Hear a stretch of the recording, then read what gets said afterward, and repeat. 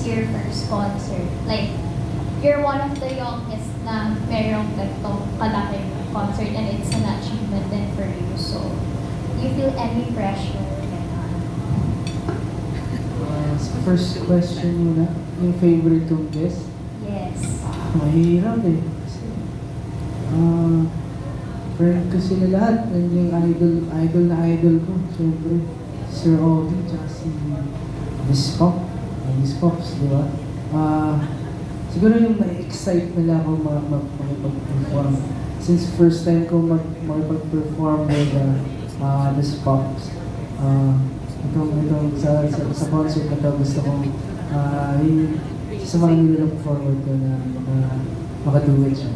Yeah. And then, sorry, Do you feel any pressure since this is your first like big concert? yes, syempre, hindi mawawala yung pressure na yung mga tao manood, of course. And ako naman, tiwala naman ako sa sarili ko rin na makapag-perform ako ng maayos. And ngayon, yung iniisip ko ngayon is paano mapaganda yung concert. And mas mahikayat pa yung iba na manood sa next concert. So, Last question na lang. Ano yung song na pinaka-excited kang i-perform this coming Feb 27? And bakit? ako gusto ko makita yung mga tao tumalon sa loob ko. Gusto kong makita silang magwawala sa buong arena. Yun yung song mo. Thank you so much and Thank you. congratulations. Thank you so much. Okay, up next is from PSN, Balita and Nits.com, Nits Miralles.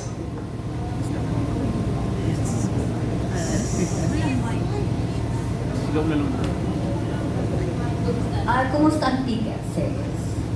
Ay, kumusta ba?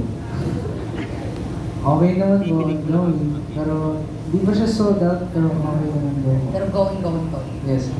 Rob, why are you so good in covers? Actually, ngayon ko lang rin po na-discover na nagustuhan na magaling pala mag-cover na because of nandito ako. Pero siguro dahil po sa kinalagayan ko na lagi kami nagkakaroke ng family ko pag may vacation, ganyan sa bahay, sa resort. Lagi akong pinapakanta ng sinauna, Kenny Rogers, mga ganyan. So siguro po dahil doon na mas nahilig akong kumanta ng mga kasabayan ng o Kenny artists. Rogers. So, What's your favorite Kenny Rogers song? well, yung siguro favorite nila lahat ng Through the Years. Favorite ng tita ko yan na laging pinapakanta sa akin. Justin Timberlake. Okay, last question. Hindi mo sasagutin if I ask you how much is your worth. Diba? As of today, how much is your... So, ang tanong ko na lang, financially, anong mga nabago sa'yo? Anong mga napili mo? Ay, Kahit pa paano, nakabili ng sasakyan.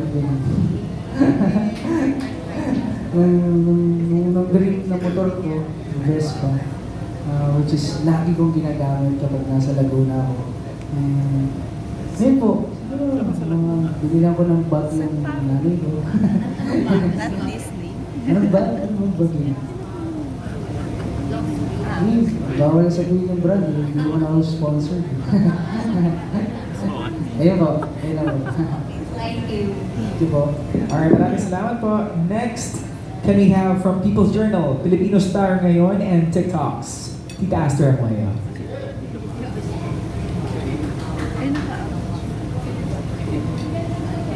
Sorry, mali. Sorry hindi pa nga ako nakakaupo. Sorry, Anyway, Master. una congratulations, Rob. May pressure ba sa'yo? Kasi hindi maliit na venue yung pag-showhan mo. So, anong dapat expect? Ano yung pressure? Kasi yung pressure sa'yo, grabe. So, although pinatunayan niya ng iba mong colleagues na nauna sa'yo, di ba? Including Kapong Joe, Arthur Neri, ano expectation mo? At anong dapat namin expect sa'yo? Siyempre yung pressure po, lagi po siya nandyan. Lagi siya umahaligid. Pero, siguro, ang ina-expect ko sa concert is mag-enjoy yung mga tao. Ayun po yung talaga lagi kong sinasabi sa sarili ko, dapat hindi lang ako yung nag-perform dito. Dapat kasama ko sila kumakanta, kasama ko sila, nakakausap ko sila, nakaka-interact ko sila. So, yung energy lang siguro ina-expect ko from the crowd. And siguro, ako naman po, hilig ko and love ko talaga po mag-perform. So, lagi ako nagpa-practice, lagi ako nag-ensayo to perform well. So, this concert, ako, di naman sa, pero I feel confident na magiging maayos yung performance and ma-enjoy ng tao. So, yun po.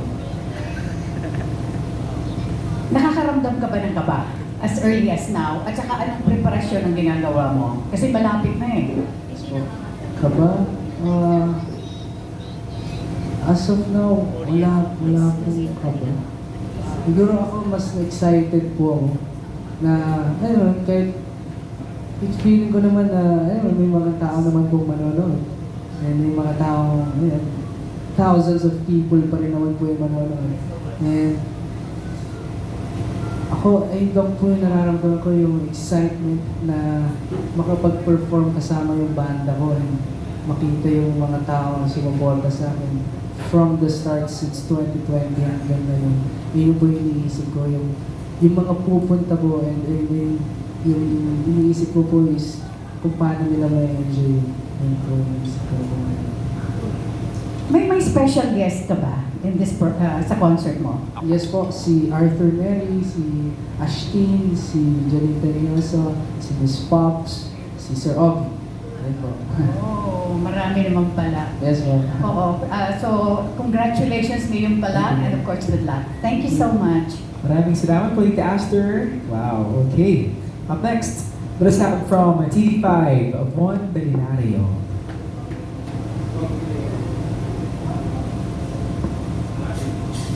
Hi, Rob. Nabanggit mo sa caption sa social media mo na this is a dream come true concert. Paano mo nasabi na ito talaga yung dream come true at pinangarap mong concert? Well, isa po ito sa pinakamalaking venue sa Pilipinas. And ilan lang din po yung artist na nagkaroon ng opportunity to perform here. So, ako, isa sa sa pinangarap kong gig, pinangarap kong tugtugan itong Araneta Coliseum kasi yun nga, marami pong nag-perform na idol ko, marami rin history na naganap dito sa Araneta Coliseum. So, yung idea lang na maging part ako nun, sobrang honored ako. Yun. So far, anong maipapangako mo sa mga fans at sa mga taga-suporta mo para sa concert na to at sa mga susunod mo pang proyekto? Syempre, quality na performance, quality na music, maririnig nyo, may lambing, syempre. May libong lambing yan. And, ayun, siguro mas makikilala din nila ako sa concert na to, kasi kung sino ako, like aside from being romping, sino talaga ako. So, yun po. Congratulations in advance. Thank you, Rob. Thank you so much. Okay, let's proceed with from Mix Global, Kathleen Amburgo. Hi, hello. So sa concert mo, can you explain why yung concert mo yung ideal date para sa loved one? Lalo sa mga pupunta, sa mga bibili pa, lalo na parang, syempre yung mga tao sa iba't ibang stages sa love life nila, sa mga single, sa mga taken, complicated years, gano'n. So bakit ito yung concert mo yung ideal date para sa kanila? I think siguro kasi sa concert na to, maririnig mo lahat, mag-feel mo lahat, yung roller coaster of emotions, yung in love, or yearning sa someone na gusto mo, or kung single ka, pwedeng ako muna yung jowa mo sa concert na yun. And then, kung Naging and then kung gusto mo lang mag-isa, na-enjoy mo pa rin yung concert kasi yun yung gusto ko sa concert is parang wala kang iisip kundi just to enjoy it.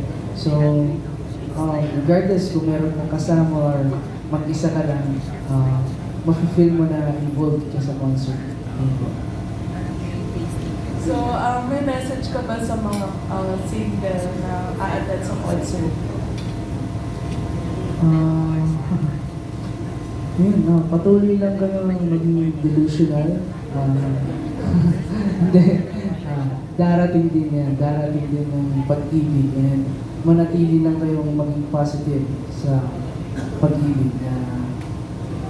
Na hindi mo lang siya mararamdaman sa someone na romantically, pero pwede rin sa kaibigan, sa family.